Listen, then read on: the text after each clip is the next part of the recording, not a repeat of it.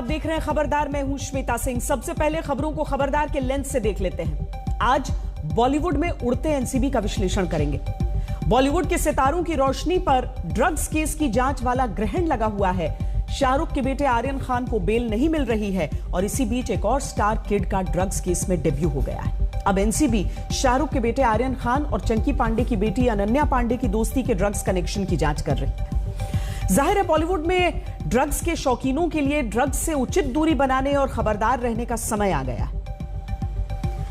भारत ने आज कोरोना के खिलाफ वैक्सीन सेंचुरी बना ली है। 100 करोड़ वैक्सीन लगाकर भारत के स्वास्थ्य कर्मियों ने इतिहास रच दिया है और यह उनके अभूतपूर्व श्रम का ही नतीजा है कि भारत कोरोना वैक्सीनेशन के मामले में अरबपति बन गया है। जरा सोचिए कि अगर एक डोज लगाने की प्रक्रिया में सिर्फ 30 सेकंड का श्रम मान लिया जाए तो भी 100 करोड़ डोज लगाना 3000 करोड़ सेकंड या 83 लाख घंटे से भी ज्यादा का श्रम है। हमारे कोरोना वॉरियर्स ने दुर्गम से दुर्गम स्थान पर जाकर लोगों को वैक्सीन लगाई है और यही सोच भारत को कोरोना से छुटकारा दिलाएगी। इसीलिए आज भारत के वैक्सीन वाले इस अथक परिश्रम का विश्लेषण भी हम करेंगे। और शुरू में ही आपको एक्स्ट्रा खबरदार कर देते हैं। दीपावली से पहले केंद्रीय कर्मचारियों को बड़ा सरकारी तोहफा मिला है। उनका महंगाई भत्ता यानी डीए 3% बढ़ाने का फैसला लिया गया है। यानी पहले जो डीए वेतन का 28% था वो 31% हो गया है। इसका फायदा 1 करोड़ से ज्यादा केंद्रीय कर्मचारियों और पेंशनधारियों को होगा। महंगाई के इस दौर में केंद्रीय कर्मचारियों के लिए ये बड़ी सौगात है और ऐसा लगता है वो दिन दूर नहीं जब तमाम बड़े नेताओं का खुद का सोशल मीडिया होगा। और इसकी शुरुआत अमेरिका के पूर्व राष्ट्रपति डोनाल्ड ट्रंप ने कर दी है। डोनाल्ड ट्रंप अपना खुद का सोशल मीडिया ला रहे हैं। इसका नाम है ट्रूथ सोशल। सोशल मीडिया की बड़ी कंपनियों ने ट्रंप को चुनाव हारने और कैपिटल हिल की हिंसा के बाद जिस तरह अपने प्लेटफॉर्म से बाहर किया, उसके बाद से ट्रंप अंदर ही अंदर आहत और आक्रोशित थे। लेकिन ट्रंप एक बिजनेसमैन है, इसीलिए उन्होंने अपनी इस टीज को विरोधियों से बदला लेने वाले हथियार में बदल दिया और अपने नए सोशल मीडिया की घोषणा कर दी। 2022 के शुरुआती 3 महीनों में इसका पहला वर्जन आ जाएगा। ट्रंप का ट्रूथ सोशल सत्य के करीब होगा या सत्य का ट्रंप संस्करण होगा, यह जानने के लिए थोड़ा सा इंतजार करना होगा। खबरदार में आज सबसे पहले बात मुंबई के क्रूज ड्रग्स केस की, जो अब बॉलीवुड ड्रग्स केस बनता जा रहा है। इसमें आज 3 नए अपडेट आए। पहला अपडेट यह कि आर्यन खान के बाद आज एक और स्टार किड की एंट्री हुई। चंकी पांडे की बेटी और एक्ट्रेस अनन्या पांडे से एनसीबी ने करीब 2.5 घंटे पूछताछ की।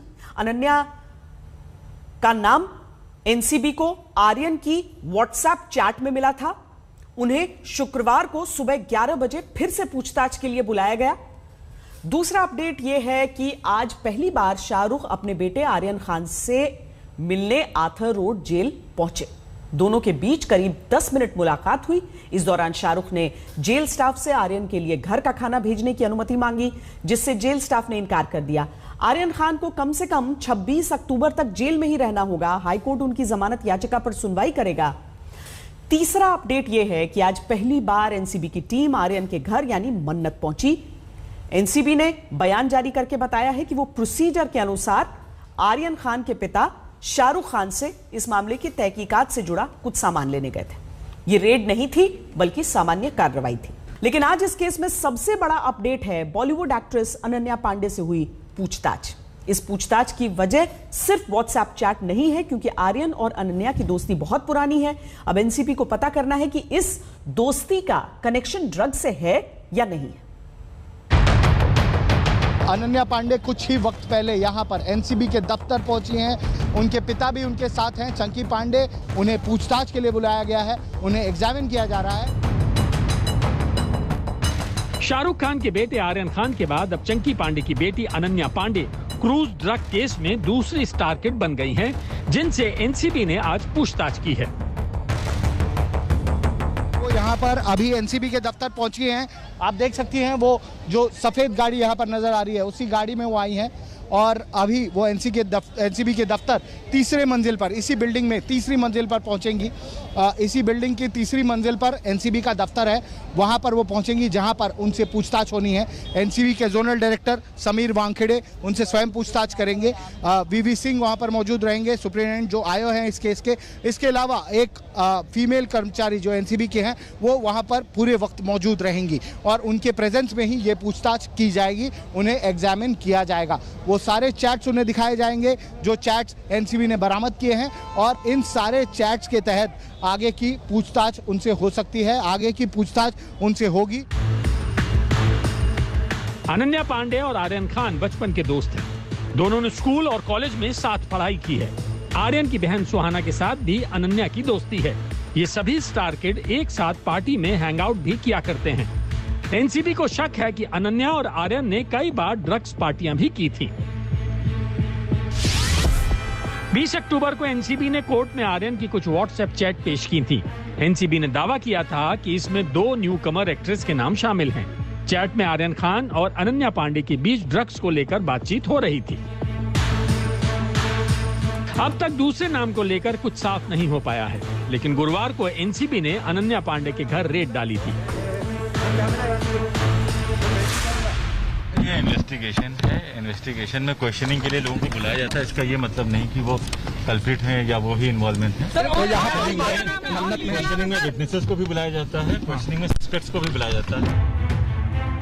अनन्या पांडे के फोन को एनसीबी ने जब्त कर लिया था। उन्हें 2 बजे पूछताछ के लिए पेश होने को कहा गया था, लेकिन वो 2 घंटे लेट करीब 4 बजे एनसीबी दफ्तर पहुंची। NCB zonal director Sameer Wankhede ने अनन्या से खुद पूछताछ की। अनन्या से पूछा गया कि क्या उन्होंने आर्यन को ड्रग लेते देखा है, आर्यन किस शख्स से ड्रग मंगवाते थे, क्या आर्यन के साथ उन्होंने कभी ड्रग ली है, क्या वो किसी ड्रग सप्लायर को जानती हैं, किन किन मौकों पर ड्रग लिया गया है, क्या इसमें कोई फिल्म स्टार या उनके परिवार से जुड़े लोग शामिल हैं। अनन्या पांडे करीब 2.5 घंटे एनसीबी दफ्तर में रहीं। इस दौरान उनके पिता चंकी पांडे भी वहीं मौजूद थे।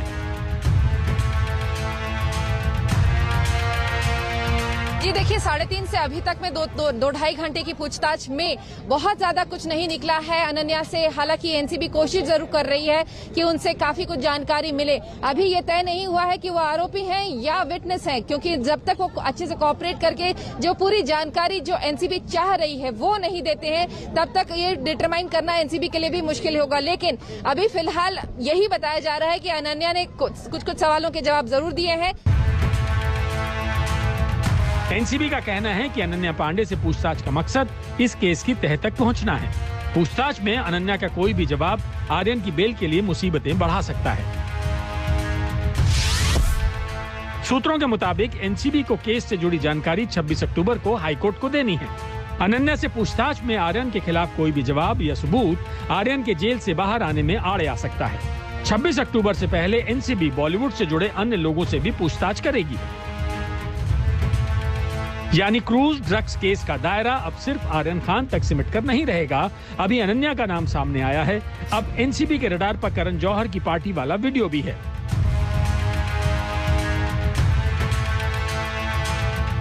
सूत्रों के मुताबिक 1 साल पहले करण की पार्टी का जो वीडियो वायरल हुआ था, उस पर भी अब एनसीबी की नजर है। वीडियो में रणबीर कपूर, विकी कौशल, वरुण धवन, मलाइका अरोरा, दीपिका पादुकोण जैसे बॉलीवुड सेलिब्रिटी दिखाई दे रहे हैं। बॉलीवुड के ड्रग्स वाले दलदल में एनसीबी अब गहराई तक उतर चुकी है। इस दलदल में बॉलीवुड कितना अंदर तक धंसा हुआ है, इसके खुलासे धीरे धीरे हो रहे हैं।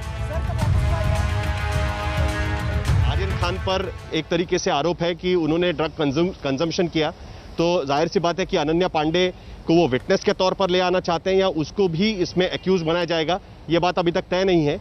लेकिन अनन्या पांडे से पूछताछ अब कल भी जारी रहेगी, क्योंकि आज 2 बजे बुलाया गया था, वो 4 बजे तक आ पाई, 2 घंटे ही सिर्फ उनसे पूछताछ हो पाई। तो जाहिर सी बात है कि बहुत सारे सवाल और भी पूछना बाकी है, इसीलिए 11 बजे उनको बुलाया जाएगा और उसके बाद आगे की दिशा तय की जाएगी कि जो सवाल जवाब है उसके आधार पर अनन्या पांडे का भी फोन लिया गया है कि फोन का डाटा जो लिया जाएगा उसके आधार पर भी आगे की क्वेश्चनिंग हो सकती है। तो ये सारी चीज को मद्देनजर कल 11 बजे दोबारा Ananya Pandey Narcotics Control Bureau के इस दफ्तर में हाजिर होंगी। आज तक ब्यूरो। अब अनन्या पांडे को कल दोबारा पूछताछ के लिए एनसीबी के सामने पेश होना होगा, लेकिन एनसीबी जिस तरह से इस केस में रोजाना नए खुलासे कर रही है, उससे अंदाजा लगता है कि उसके लिए यह केस कोई रूटीन केस नहीं है। एनसीबी का मकसद बॉलीवुड में ड्रग्स के शौकीनों की मंडली को कानून के शिकंजे में लाना है। आर्यन के बाद अनन्या इस कड़ी में दूसरी स्टार किड है, लेकिन आखिरी नहीं। बॉलीवुड के किंग खान पिछले 20 दिनों से खुद को असहाय महसूस कर रहे थे, क्योंकि वो जेल में बंद अपने बेटे आर्यन से मुलाकात नहीं कर पा रहे थे। लेकिन आज शाहरुख खान की यह मन्नत पूरी हुई। उन्हें अपने बेटे से जेल में मिलने की इजाजत मिली। कोरोना संक्रमण को देखते हुए जेल में बंदियों और उनके परिवार वालों के बीच मुलाकात बंद थी। आज से ही नियम बदला है और आर्थर रोड जेल में उसके पहले लाभार्थी शाहरुख खान बने। लेकिन जैसे ही वो आर्यन से मिलकर वापस लौटे तो पीछे पीछे एनसीबी की एक टीम भी जांच से जुड़ी कुछ मन्नतें पूरी करने के लिए शाहरुख के बंगले मन्नत पहुंच गई।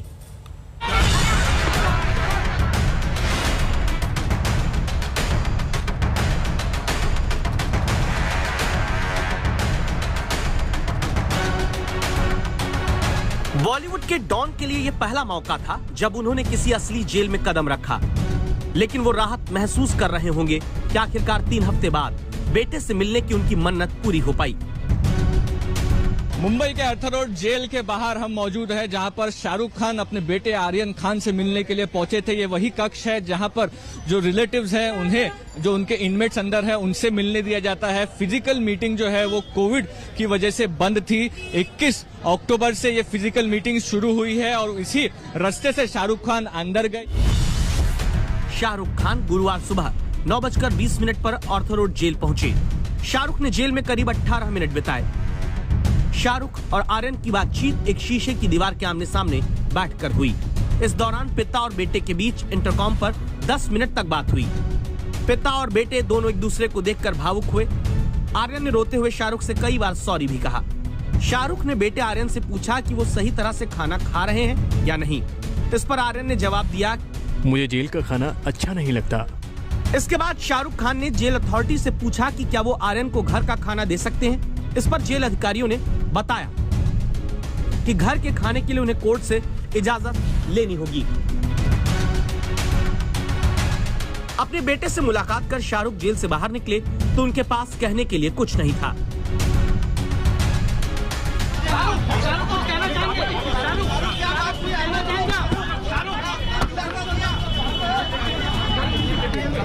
आपके बेटे से क्या बातचीत हुई है शाहरुख? आप देखिए। आज शाहरुख पहली बार बेटे से मिलने आर्थर रोड जेल पहुंचे थे, जिसके थोड़ी ही देर बाद एनसीबी भी पहली बार मन्नत पहुंच गई।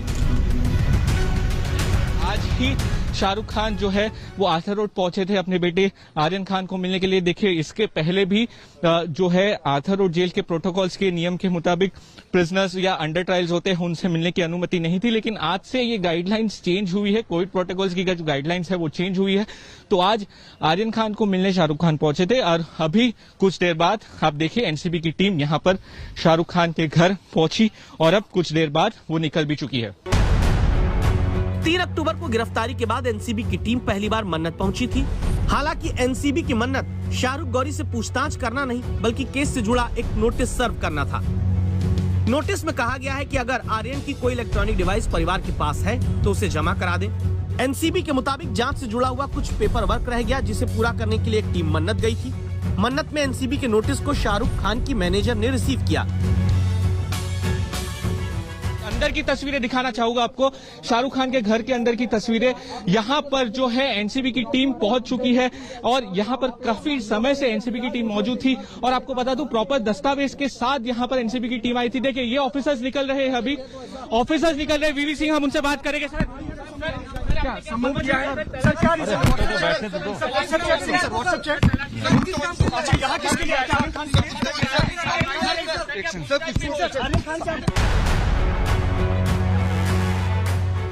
एनसीबी की टीम का मन्नत में पहुंचना ऐसे वक्त में हुआ जब आर्यन खान को जमानत न मिलने की एनसीबी की मन्नत एक बार फिर पूरी हो गई। आर्यन की जमानत याचिका 20 अक्टूबर को सेशंस कोर्ट से खारिज हो गई थी। सेशन कोर्ट ने बेल न देने के अपने फैसले में इसके कारण स्पष्ट करते हुए लिखा है कि प्रथम दृष्टया आरोपी आर्यन खान नियमित तौर पर मादक पदार्थों और अवैध ड्रग्स से जुड़ी गतिविधियों में लिप्त थे। आरोपी आर्यन खान के व्हाट्सएप चैट में भारी मात्रा में ड्रग्स के बारे में भी चर्चा हुई है। रिकॉर्ड में मौजूद व्हाट्सएप चैट आज से पता चलता है कि आरोपी आर्यन खान ड्रग्स सप्लायर के संपर्क में था। आर्यन खान के पास से किसी तरह का वर्जित पदार्थ नहीं मिला, लेकिन आरोपी नंबर 2 अरबाज मर्चेंट के पास 6 ग्राम चरस मिली थी। इसकी जानकारी आरोपी नंबर 1 यानी आर्यन को थी। इसका मतलब ये माना जा सकता है कि इसमें दोनों ही शामिल थे। ऐसे में ये नहीं कहा जा सकता कि जमानत पर रहते हुए आरोपी फिर से ऐसा अपराध नहीं करेगा। सेशंस कोर्ट से बेल रिजेक्ट होने के बाद आर्यन के वकील ने बॉम्बे हाई कोर्ट में बेल की अपील दाखिल की, जिस पर 26 अक्टूबर को सुनवाई होगी। The matter is fixed for Tuesday. The High Court has agreed to a request for an early hearing. The ASG was present. ASG has said that he'll be ready on Tuesday. So we'll meet you all on Tuesday. अब कम से कम 26 अक्टूबर तक आर्यन खान को jail में रहना होगा, क्योंकि अब ये केस सिर्फ एक ड्रग्स केस नहीं रह गया। ये बॉलीवुड में एनसीबी की सबसे बड़ी रेड का केस बनता जा रहा है। एक के बाद एक नाम इसके अंदर आते जा रहे हैं, क्योंकि एनसीबी के पास आर्यन खान के सारे व्हाट्सएप चैट्स मौजूद है।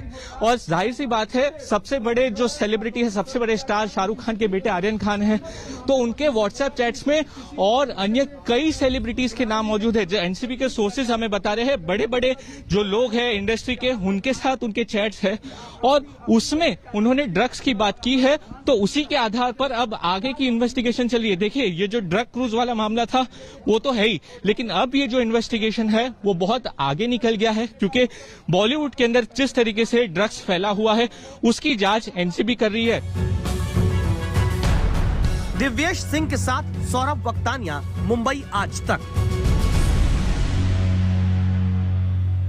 ड्रग्स केस में जुटी एनसीबी का मुकाबला बॉलीवुड के स्टार्स से है। यह केस इतना हाई प्रोफाइल है कि मुंबई एनसीबी के रीजनल डायरेक्टर समीर वानखेड़े भी स्टार बन चुके हैं, जिन्हें केंद्र सरकार ने 6 महीने का एक्सटेंशन और दे दिया है। हालांकि एनसीपी लगातार इस केस में समीर वानखेड़े पर पर्सनल अटैक कर रही है। आज एनसीपी नेता नवाब मलिक ने समीर वानखेड़े पर बॉलीवुड हस्तियों को फंसाने का आरोप लगाया, तो समीर वानखेड़े मीडिया के सामने आए और खुद पर लग रहे आरोपों का जवाब दिया। पूरा खेल एनसीबी का फिल्म इंडस्ट्री में शुरू हो गया। रिया चक्रवर्ती को फंसाया गया फर्जी तरीके से। दर्जनों भर फिल्म अभिनेता अभिनेत्रियों की परेड कराई गई। कुछ लोगों को मुकदमे में फंसाने का प्रयास किया गया। और हम आपको बता दें कि कोविड के काल में सारी इंडस्ट्री मालदीव में थी। अधिकारी के परिवार के लोग, अधिकारी स्वयं दुबई और मालदीव में क्या कर रहे हैं, इसका खुलासा अधिकारी को करना पड़ेगा, समीर वानखेड़े को। मैं ये जो दुबई की बात कर रहे हैं, मैं इसका घोर निंदा करता हूँ। ये झूठी इन्फॉर्मेशन है। जिस तारीख ये जो कह रहे हैं दिसंबर में, मैं उस टाइम पे मुंबई में हूँ। ये उस चीज़ की जांच कर सकते हैं। पूरी तरीके से मैं इसका खंडन करता हूँ और झूठा आरोप है। ये जो शब्द है खंडनी, एक्सटॉर्शन, ये बहुत ही घटिया शब्द है। मैं गया था मालदीव्स में, बाकायदा गवर्नमेंट की, हमारे जो कॉम्पिटेंट अथॉरिटी होती है उनकी परमिशन मैंने लिया है। मैं सरकार की परमिशन लेके अपने बच्चों के साथ में, अपने फैमिली के साथ में गया हूँ। तो अगर उसे एक्सटॉर्शन कहते हैं तो दिस इज नॉट एक्सटॉर्शन। रुक रहे हैं ब्रेक के लिए। ब्रेक के बाद आपको बताएंगे कि कोरोना वैक्सीनेशन के मामले में आज भारत कैसे अरबपति बन गया। 100 करोड़ डोज वाले फॉर्मूला 1 वैक्सीनेशन की पूरी रिपोर्ट थोड़ी देर में। रहिए खबर। आप देख रहे हैं खबरदार। एक कहावत है कि मेहनत इतनी खामोशी से करो कि सफलता शोर मचा दे। आज भारत ने कोरोना वैक्सीन की 100 करोड़ डोज लगाकर पूरी दुनिया में इस ऐतिहासिक सफलता का शोर मचा दिया है। ये 100 करोड़ डोज लगाकर भारत ने चाइनीज वायरस के खिलाफ सबसे बड़ा भारतीय कवच तैयार कर लिया है। 100 करोड़ डोज में से करीब 71 करोड़ डोज वैक्सीन की पहली डोज के रूप में लगाई गई है, जबकि दूसरी डोज की संख्या 29 करोड़ से थोड़ी ज्यादा है। अगर उम्र के अनुसार देखें तो अब तक 18 वर्ष से अधिक उम्र के 75% लोगों को वैक्सीन की पहली डोज दी जा चुकी है, जबकि करीब 30% लोगों को दूसरी डोज मिल चुकी है। अब तक का सबसे ताजा अपडेट यह है कि देश में 100 करोड़ 60 लाख से ज्यादा वैक्सीन की डोज लग चुकी है। आज देश के करोड़ों लोग पूरे आत्मविश्वास के साथ कह सकते हैं कि मेरे पास वैक्सीन है। 100 करोड़ डोज लगाने के बाद आज यह कहा जा सकता है कि भारत वास्तव में वैक्सीन शुरू करने की, वैक्सीन गुरु बनने की राह पर है। 100 करोड़ डोज लगाने का मतलब है अमेरिका जैसे शक्तिशाली देश के सभी लोगों को लगभग 3 बार वैक्सीन की सिंगल डोज लग जाना। 100 करोड़ डोज लगाने का मतलब है रूस जैसे देश के सभी लोगों को करीब 7 बार वैक्सीन की सिंगल डोज लग जाना। जापान की पूरी आबादी को 100 करोड़ डोज में करीब 8 बार और ब्रिटेन की आबादी को 14 बार वैक्सीन की सिंगल डोज लगाई जा सकती है। 100 करोड़ वैक्सीन डोज लगाने का लक्ष्य आसान नहीं था, वैक्सीन बनाने से लेकर लोगों के मन से वैक्सीन की गलतफहमी को दूर करने तक और विपक्ष की सियासत से लेकर वैक्सीन की कमी को दूर करने तक हर लेवल पर बहुत परेशानियां आई, स्पीड ब्रेकर आए। भारत में वैक्सीनेशन की शुरुआत 16 जनवरी 2021 को हुई थी। पहले 10 करोड़ डोज लगाने में 85 दिन लगे थे, लेकिन आखिरी 10 करोड़ डोज सिर्फ 19 दिनों में लगे। यानी वैक्सीन प्रोग्राम की शुरुआत किसी टेस्ट मैच की तरह बहुत धीमी थी, लेकिन पिछले 19 दिनों में T20 जैसे ताबड़तोड़ बैटिंग की गई। आज सही मायनों में वैक्सीन बनाने वाले वैज्ञानिकों से लेकर वैक्सीन पहुंचाने वाली सप्लाई चेन और वैक्सीन लगाने वाले कोरोना वॉरियर्स को दिल से धन्यवाद देने का दिन है, जश्न मनाने का दिन है। अब भारत का अगला लक्ष्य अपनी 100% आबादी को वैक्सीनेट करना है। आज सरकार ने 100 करोड़ डोज के लक्ष्य को एक उत्सव के रूप में मनाया। खुद पीएम मोदी दिल्ली के आरएमएल हॉस्पिटल में जाकर 100 करोड़वीं डोज के गवाह बने। 100 करोड़वां डोज जिस व्यक्ति को लगा, उनका नाम अरुण राय है। अरुण राय वाराणसी से हैं और दिल्ली में रहते हैं।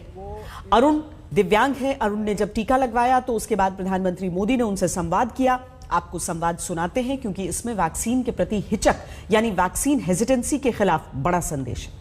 तो आप तो स्कूल चलाते हैं और आप इतने देर वैक्सीनेशन से कर दिया। ऐसा इसलिए कि जो स्कूल चलता है वो मेरे बड़े भाई चलाते हैं और यहाँ मैं अपना छोटा मोटा व्यवसाय करके अपना जीवन का यापन करता हूँ। दूसरी चीज, अभी तक मैं थोड़ा लापरवाह था। मैं सोचता था कि मैं योगा करता हूँ, मैं खाती बनारसी हूँ, ये कुछ नहीं होगा। लेकिन जब 70 करोड़ लोगों ने लगवाया तो मेरे मन में जिज्ञासा आई, मुझे भी लगवाना चाहिए। योगा से कुछ नहीं होता है। बनारस के एमपी ने लगवाया तब मन नहीं कर गया।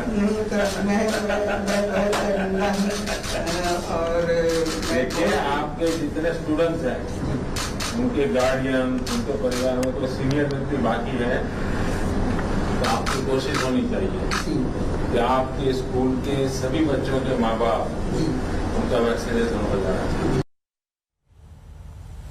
भारत ने वैक्सीन के मामले में कितना बड़ा कीर्तिमान स्थापित किया है। 100 करोड़ डोज का लक्ष्य किन चुनौतियों को पार करते हुए पूरा किया, इसे समझने के लिए आज आपको यह रिपोर्ट जरूर देखनी चाहिए। ये भारत की वैक्सीनेशन यात्रा का अहम पड़ाव है, लेकिन अभी मंजिल दूर है। भारत में वैक्सीनेशन की शुरुआत भले ही धीमी थी, लेकिन आज भारत ने 100 करोड़ डोज लगाकर पूरी दुनिया को बता दिया कि कोरोना की लड़ाई में असली वैक्सीन गुरु हिंदुस्तान ही है। 21 अक्टूबर 2021 का ये दिन इतिहास में दर्ज हो गया है।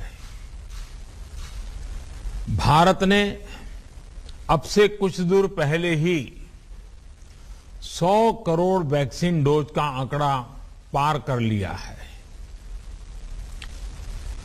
100 साल में आई सबसे बड़ी महामारी का मुकाबला करने के लिए देश के पास अब 100 करोड़ वैक्सीन डोज का मजबूत सुरक्षा कवच है।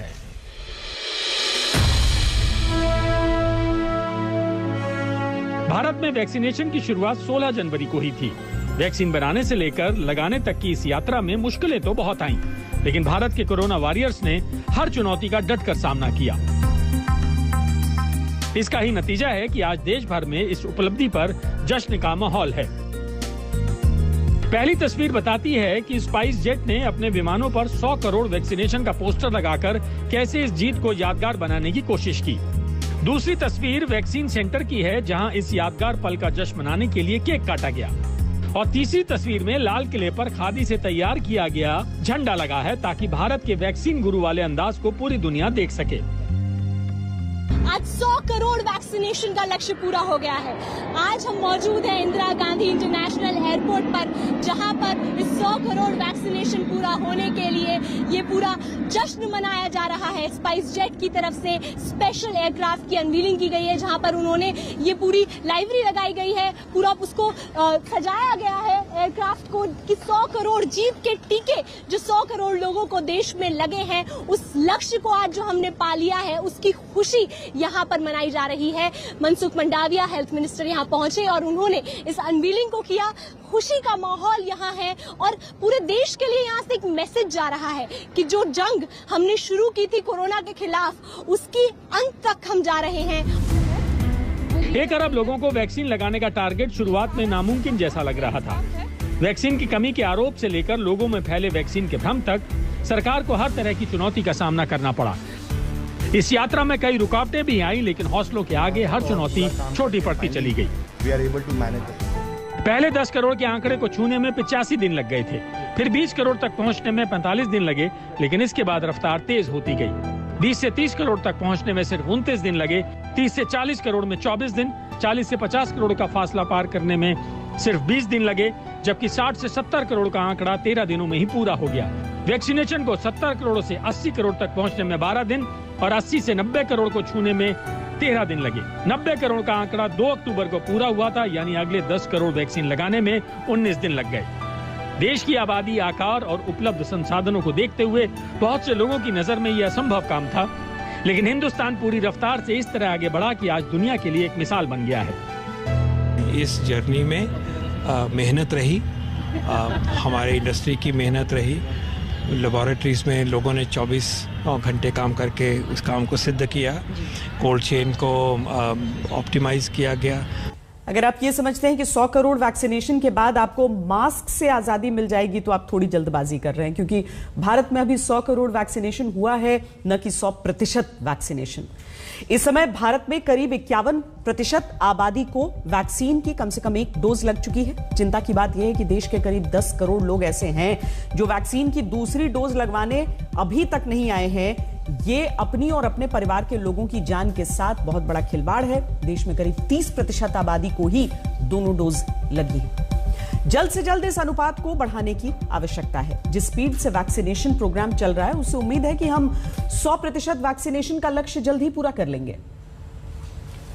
देश में 100 करोड़ डोज के लक्ष्य को पूरा करने में सीरम इंस्टीट्यूट ऑफ इंडिया का सबसे बड़ा योगदान है, क्योंकि इन 100 करोड़ डोज में से 90 करोड़ डोज सीरम इंस्टीट्यूट में तैयार की गई। सीरम इंस्टीट्यूट ने कोविशील्ड वैक्सीन बनाई, जबकि करीब 10 करोड़ डोज वैक्सीन की लगाई गई हैं, जिसे भारत बायोटेक और आईसीएमआर ने मिलकर तैयार किया है। आज हमने सीरम इंस्टीट्यूट जाकर एक रिपोर्ट तैयार की, जिसे देखकर आपको यह अंदाजा होगा कि आपकी जान बचाने के लिए किस तरह 24 घंटे वैक्सीन का निर्माण हो रहा है।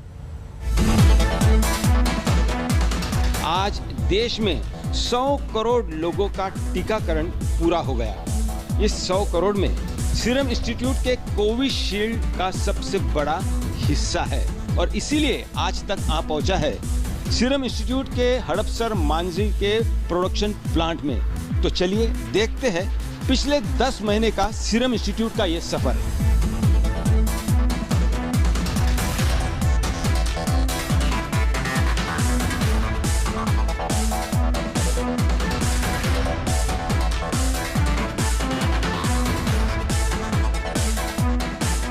पिछले 10 महीनों से दिन रात सीरम इंस्टीट्यूट में जो टेक्नीशियंस, स्किल्ड वर्कर्स, साइंटिस्ट जो काम कर रहे हैं, उसी का ये नतीजा है कि आज देश में 100 करोड़ लोगों का टीकाकरण पूरा हो गया है।